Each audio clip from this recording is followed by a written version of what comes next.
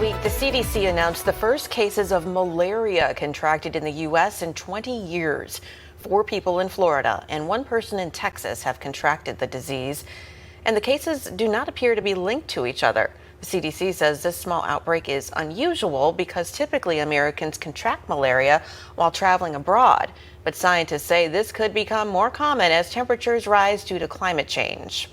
Joining us now to talk more about this is Dr. Amesh Adalja. He's a senior scholar at the Johns Hopkins Center for Health Security. Thank you so much for taking time to join us this evening. First, do we know how these people contracted malaria? The most common way we know is through mosquitoes, but what do we know about these cases in particular? These were likely contracted by mosquitoes that lived in the areas in Sarasota County, Florida, Cameron County, Texas, that happened to bite somebody that had the malaria parasites in their blood and then were able to then pass it on to somebody else. And Florida has done testing, for example, of those mosquitoes, of mosquito pools in Sarasota County, which are testing positive for malaria. So that's likely what happened. And I think it's important to remember that until the 1950s, malaria was an endemic infectious disease in the United States. Well, doctor, what are some of the symptoms of malaria and how does it present differently from other illnesses? How do you tell the difference?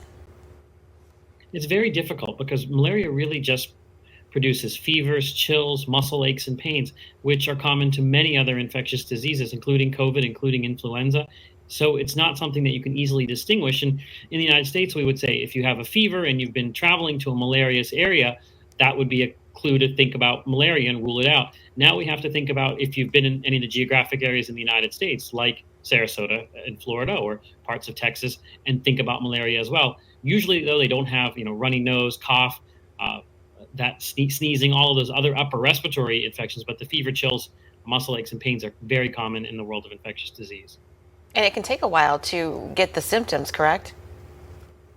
Yes, it's not instantaneous. There's an incubation period of several days that has to occur after a bite for the parasites to multiply in your body and cause those symptoms. Okay.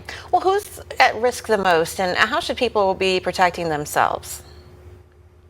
Well, anybody can get malaria. The type of malaria that was detected in Texas and Florida is one of the less severe forms, so that's something that's reassuring. But anybody can get malaria if you're bitten by the requisite mosquito. And what you do to prevent this from happening is the same thing you do to prevent any type of mosquito bite, which means wear mosquito repellent, try to avoid areas that have a lot of mosquitoes that are known to be mosquito prone, wear longer clothing so mosquitoes have less of your surface area to bite.